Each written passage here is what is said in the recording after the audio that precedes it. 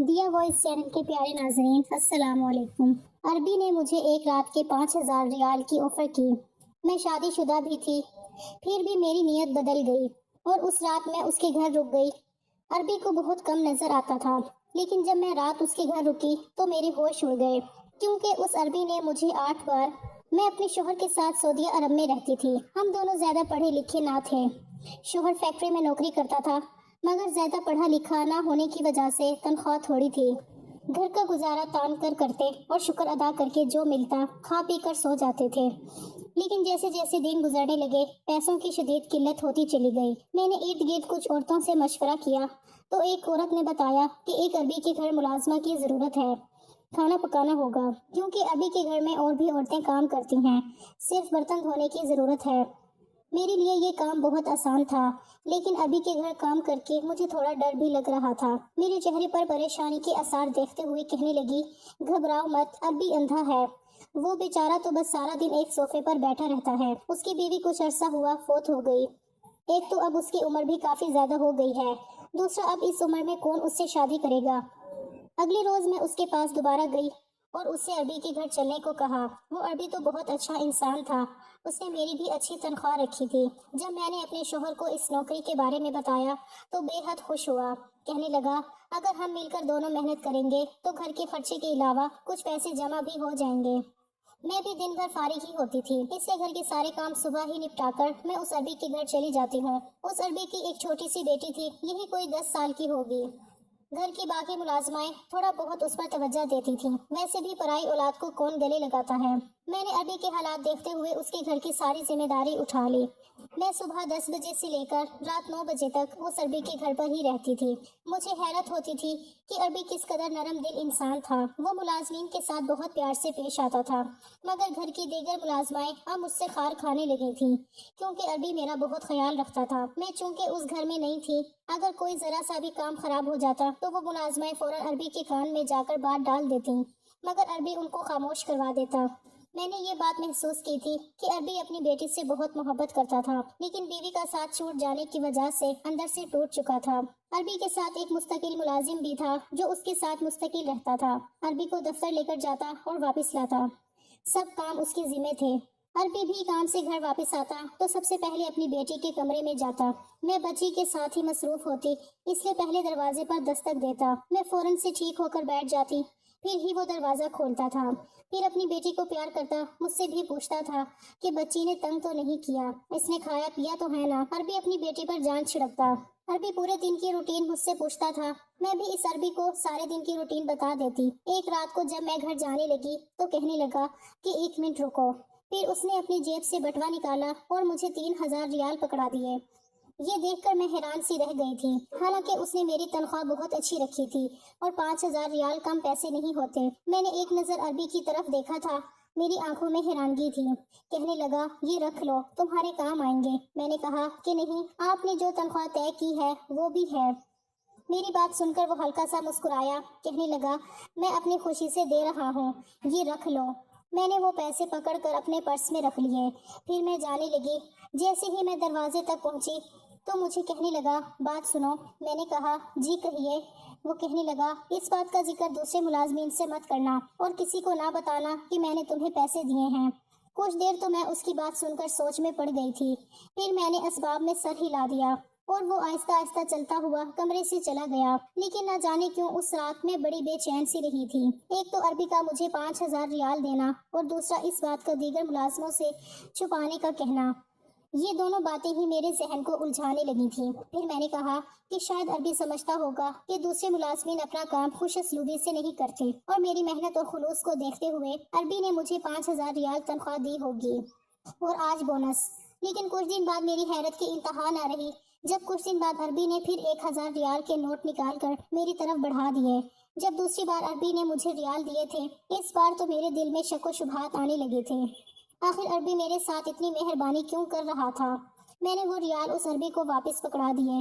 میں نے کہا، مجھے یہ نہیں چاہیے، آپ کیوں مجھے روز روز اتنے پیسے دے رہے ہیں؟ میں نے فٹافٹ سے اپنی چادر کو ٹھیک کیا تھا۔ کہنے لگا کہ آپ میری بیٹی کا بہت خیال رکھتی ہیں، اس لیے۔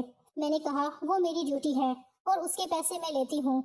اور اس کے علاوہ جو کام ہے مجھے تنخواہ مل جاتی ہے۔ بہرحال میں نے اس دن اس شخص سے کوئی پیسے نہیں لیے اور واپس گھر آ گئی، لیکن اگلے ہی روز جب میں اس کے گھر گئی تو میں نے دیکھا کہ وہ عربی آج دفتر نہیں گیا تھا بلکہ گھر پر ہی تھا اور بیٹی کے پاس ہی بیٹھا تھا۔ جب میں آئی تو مجھے کہنے لگا کہ اتنی دیر سے آئی ہیں آپ کو پتا ہے میری بیٹی کو بخار چڑھا ہوا ہے۔ اس کے لہجے میں سختی بھی تھی اور تھوڑا لہجہ سخت بھی تھا۔ میں نے گھبرا کر جب گھڑی کی طرف دیکھا تو پورے ٹائم پر آتی ہوں، میں اسی وقت آتی ہوں۔ میں نے کہا میں تو اپنے وقت پر آئی ہوں۔ پھر وہ مجھے کہنے لگا کہ اس چیز کے آپ کو پیسے دے رہا تھا کہ آپ میری بیٹی کا خیال زیادہ رکھا کریں۔ دیکھیں صبح سے اس کو بخار ہے، اس کی تو ماں بھی نہیں ہے جو اس کی پرواہ کرے، اسی لیے میں نے آپ کو مستقل نوکری پر رکھا ہے تاکہ کام کے ساتھ ساتھ میری بیٹی کی اچھے سے دیکھ بھال ہو سکے، ورنہ ملازم تو مجھے اور بھی بہت مل جائیں گے۔ آپ کو اس لیے نہیں رکھا کہ آپ 12 بجے تک آئیں اور میری بیٹی بخار میں جلتی رہے۔ میں نے فٹافٹ سے اسے عربی سے لے کر اپنے پاس بٹھایا۔ تھوڑی دیر بعد ڈرائیور ڈاکٹر کو گھر پر لے کر آ گیا۔ میں سمجھ گئی تھی کہ عربی کے پاس پیسہ بہت ہے جو عربی نے ڈاکٹر کو گھر پر بلا لیا ہے۔ ڈاکٹر کے جانے کے بعد میں نے بچی کو دوا پلائی اور اس کے پاس بستر پر لیٹ گئی کہ مجھے عربی نے تاکید کی تھی جب تک بچی ٹھیک نہ ہو آپ گھر مت جائیں۔ میں سارے کام چھوڑ کر اس بچی پر توجہ دینے لگی۔ پورا دن میں بچی کو سنبھالتے سنبھالتے گردن چکر بنی ہوئی تھی۔ کبھی اسے دوا پلاتی، کبھی نرم غذا بنا کر دیتی، مگر بخار کی وجہ سے وہ بہت چڑچڑی ہو گئی تھی، ورنہ تو میری بات مان لیتی تھی، لیکن آج تو جیسے تنگ ہی کیے جا رہی تھی۔ میں رات تک بالکل تھک چکی تھی۔ جیسے ہی عربی آیا تو میں نے جانے کی اجازت مانگی تو مجھے کہنے لگے کہ یہ بات مناسب تو نہیں لگ رہی، لیکن میں بھی مجبور ہوں۔ اگر آپ آج کی رات میری بیٹی کے ساتھ رہ لیں تو یہ آپ کا مجھ پر بہت بڑا احسان ہوگا۔ میں نے کہا کہ میں کیسے رہ سکتی ہوں، میرا شوہر 9 بجے واپس آ جاتا ہے اور مجھے اسے کھانا دینا ہوتا ہے۔ یہ سن کر میں نے دیکھا کہ عربی کے چہرے پر عجیب سے تاثرات رونما ہوئے تھے۔ کہنے لگا آپ کیا شادی شدہ ہیں؟ میں نے کہا ہاں۔ میرا جواب سن کر اس کا چہرہ بجھ سا گیا تھا، پھر ایک دم ہی اس نے بات بدلی اور کہنے لگا کہ آپ اپنے شوہر سے کہہ دیں کہ ایک رات کے لیے آپ کو یہیں رہنے دیں، کیونکہ میری بچی آپ سے بہت مانوس ہو چکی ہے۔ رات بھر میں کیسے اسے سنبھال سکتا ہوں، پھر آپ اس کی دوا کے بارے میں اچھی طرح سے جانتی ہیں۔ میں نے کہا ٹھیک ہے، میں اپنے شوہر سے پوچھ لیتی ہوں۔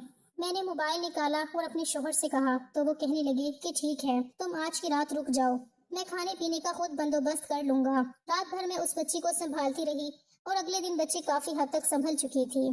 پھر میں جب واپس جانے لگی تو عربی نے مجھے 2000 ریال پکڑانا چاہے۔ میں نے کہا یہ آپ کیوں دے رہے ہیں؟ وہ کہنے لگے آپ نے میری بیٹی کو بڑی مشکل وقت میں سنبھالا ہے اور اس پر آپ کا حق بنتا ہے، اس لیے اس کو انکار مت کیجیے گا پلیز۔ میں نے کہا کہ آپ میری ممتا کو پیسوں سے کیوں تول رہے ہیں؟ بے شک یہ میری سگی اولاد نہیں ہے، لیکن میں نے ہمیشہ اسے اپنی بیٹی کی طرح ہی سمجھا ہے، اس لیے آپ اپنے پیسے اپنے پاس رکھیں، مجھے ان کی ضرورت نہیں ہے۔ یہ کہہ کر میں نے اپنا پرس پکڑا اور میں گھر سے باہر آ گئی۔ میری شادی کو بھی 5 سال ہو گئے تھے، لیکن میری کوئی اولاد نہیں ہوئی تھی۔ کئی بار ڈاکٹروں کو چیک اپ بھی کروایا مگر قسمت میں اولاد نہیں تھی۔ کوئی پیر فقیر کے پاس جانے کا مشورہ دیتا تو کوئی کسی حکیم کا بتاتا، میرا ان سب چیزوں پر اعتماد نہ تھا۔ اللہ سے دعا کرتی کہ ایک نہ ایک دن اللہ میری گود ضرور ہری کرے گا۔ انہی دنوں میرا شوہر سعودیہ کے لیے ویزا لگوانے کی کوشش میں لگے ہوئے تھے، اس لیے میں نے ڈاکٹروں کے چکر کاٹنے سے بہتر سمجھا کہ میں اللہ کے گھر جا کر دعا کروں گی، اللہ ضرور میری مراد پوری کرے گا۔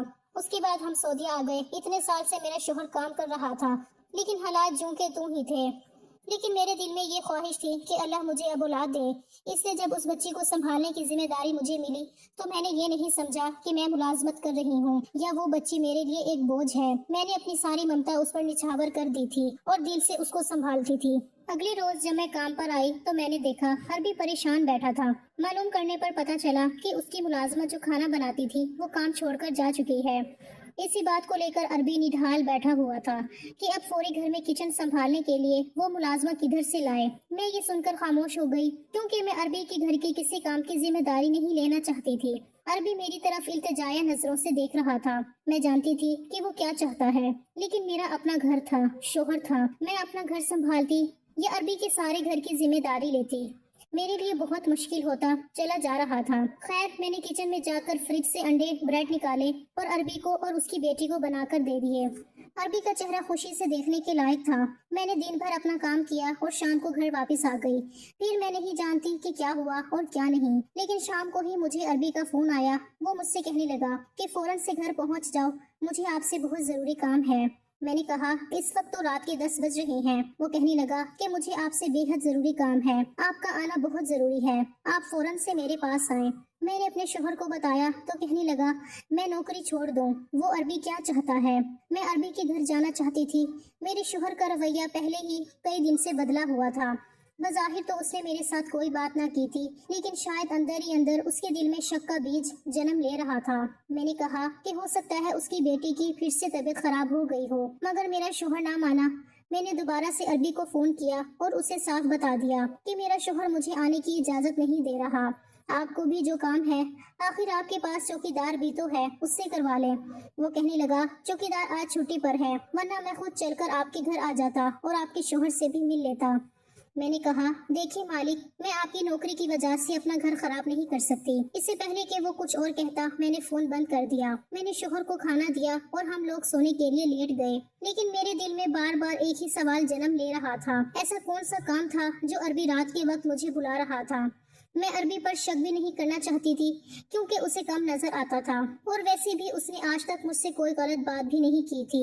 سونے کی کوشش کرتی تو بار بار اس کی بیٹی کا چہرہ آنکھوں کے سامنے آنے لگتا کہ کہیں اس کی بیٹی کو کچھ نہ ہو گیا ہو۔ میں جاننا چاہتی تھی مگر شوہر کے ڈر کی وجہ سے خاموشی سے لیٹ گئی، لیکن بار بار ایک ہی بات ستاتی تھی کہ عربی مجھے اس نوکری سے ہی نہ نکال دے۔ اچھی بھلی معقول تنخواہ مل رہی تھی، جس سے اب ہمارے گھر کے حالات بہت بہتر ہو چکے تھے۔ مجھے اس وقت اپنے شوہر پر شدید غصہ آ رہا تھا، جس کو کسی بات کا خیال نہ تھا، اور وہ سکون سی نیند کے آغوش میں خراٹے لے رہا تھا۔ ساری رات میری طبیعت گھبراتی رہی اور ادھر سے ادھر ٹہلتی رہی۔ نہ جانے کس پہر میری آنکھ لگ گئی۔ صبح شوہر نے اٹھایا تو میں نے کہا کہ وہ کچن میں جا کر خود ہی ناشتہ کر لو، کیونکہ رات جاگنے کی وجہ سے میری طبیعت بوجھل ہو رہی تھی۔ 10 بجے کے قریب میں اٹھی، شوہر کام پر جا چکا تھا۔ میں تیار ہوئی اور ناشتہ کر کے عربی کے گھر کی طرف چل پڑی، لیکن وہاں پہنچتے ہی میرے ہوش اڑ گئے۔ عربی کے گھر کے باہر کافی سارے لوگ جمع تھے۔ میں نے جلدی سے شوہر کو فون کیا اور عربی کے گھر پر آنے کا کہا۔ تھوڑی دیر بعد میرا شوہر وہاں پہنچ گیا۔ عربی کے گھر کے باہر کافی پولیس موجود تھی۔ میں گھر کے اندر گئی تو سب ملازم دھاڑے مار مار کر رو رہے تھے۔ معلوم کرنے پر پتا چلا کہ عربی رات کو گھر پر اکیلا تھا اور اس کی بیٹی کی طبیعت شدید خراب تھی۔ وہ بار بار مجھ سے ملنے کا کہہ رہی تھی، شاید اسی لیے عربی مجھے بار بار فون کر رہا تھا، لیکن انہونی کو کون ٹال سکتا ہے۔ عربی اپنی بیٹی کی خاطر خود ہی گھر سے نکلا، جہاں وہ مجھے بلانے کے لیے میرے گھر آ رہا تھا۔ میرے اور عربی کے گھر کا فاصلہ کوئی بہت زیادہ نہ تھا، بس درمیان میں ایک مین روڈ تھی۔ بیچارہ عربی اپنی لاٹھی کے سہارے سڑک کراس کرنے لگا تو ایک تیز رفتار گاڑی نے اسے کچل دیا تھا۔ میں عربی کی بچی کو گلے لگائے زاروں قطار رو رہی تھی۔ میں نے کچھ دن عربی کے گھر پر ہی رہنے کا فیصلہ کیا تھا۔ مجھے اب سمجھ بھی نہیں آ رہا تھا کہ اس کی بچی کو چھوڑ کر کیسے جاؤں۔ کچھ دن بعد ایک وکیل نے آ کر بتایا کہ عربی نے اپنی جائیداد کا کچھ حصہ میرے نام کر دیا تھا۔ اس نے مجھے ایک خط بھی دکھایا جو کچھ دن پہلے ہی عربی نے اس وکیل سے لکھوایا تھا، جس میں اس نے مجھ سے درخواست کی تھی میری بچی کو پلیز تنہا مت چھوڑنا۔ وکیل کی باتیں سن کر میری آنکھوں میں آنسو جاری تھے۔